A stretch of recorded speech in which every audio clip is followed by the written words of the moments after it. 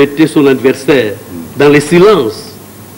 Et vous avez, quand vous avez pris l'introduction, vous avez parlé que les générations futures doivent connaître l'histoire de ce pays, comment nous sommes arrivés à l'indépendance. Oui. Il y a eu quelqu'un, et ce quelqu'un doit rester dans le silence, mais c'est le journaliste. Ah non! Il y a quand même ceux qui ont lutté pour l'indépendance du pays. Ah oui! Pourquoi garder ça un secret? Et il est prisonnier. Ils ne sont pas nombreux qui ont été prisonniers.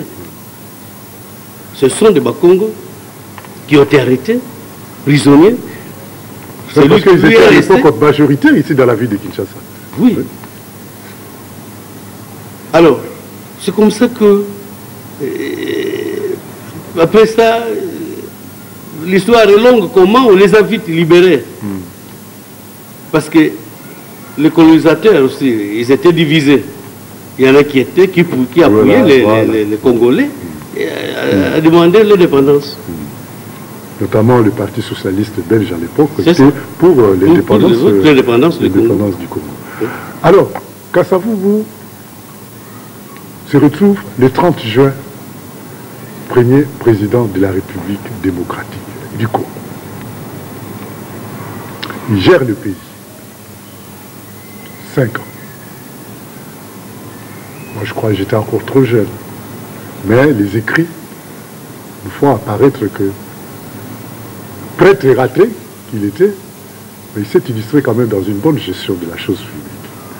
Ouais. Eh bien, je crois que ceux qui les disent la vérité. Ouais. D'abord, il avait cet esprit-là de servir. Quelqu'un même nous a fait rire. Bon, on était encore très jeunes, des enfants, mais quelqu'un nous a fait rire, il dit, il arrivait que le président Kasavubu, quand il rentre d'un voyage, les reliquats des frais d'émission, il renvoie ça à la Banque centrale. Alors moi, je dis non, vous exagérez quand même s'il était de bonne gestion, mais vous exagérez quand même. Monsieur le journaliste, Kasavubu est intègre, un homme honnête, un homme droit, un homme épris de justice. Ouais. Vous savez, moi je suis de Singini. Je peux vous dire qu'est-ce qu'il a laissé pour la famille. Juste une petite maison très modeste qu'il avait construite dans son village. Et pas autre chose. Il était trop juste, la justice. Je peux vous donner un exemple. Je me rappelle une fois, il nous a fait rire. L'enfant de son grand frère, je crois que c'était magistrat retraité, ils ont donné des bourses ici. Il va voir son papa Nleki. Mais il y a des bourses qu'on est en train de donner. Président de la République, est-ce que vous pouvez intervenir pour que... Il dit non.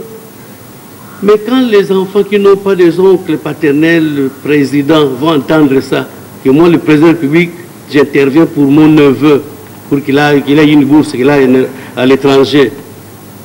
Mais je serai mal vu. Vous voyez? Et je me rappelle une fois, Monseigneur Raymond Doudi, pour dire qu'il était trop juste. Il vient solliciter pour la construction d'une école secondaire dans le territoire.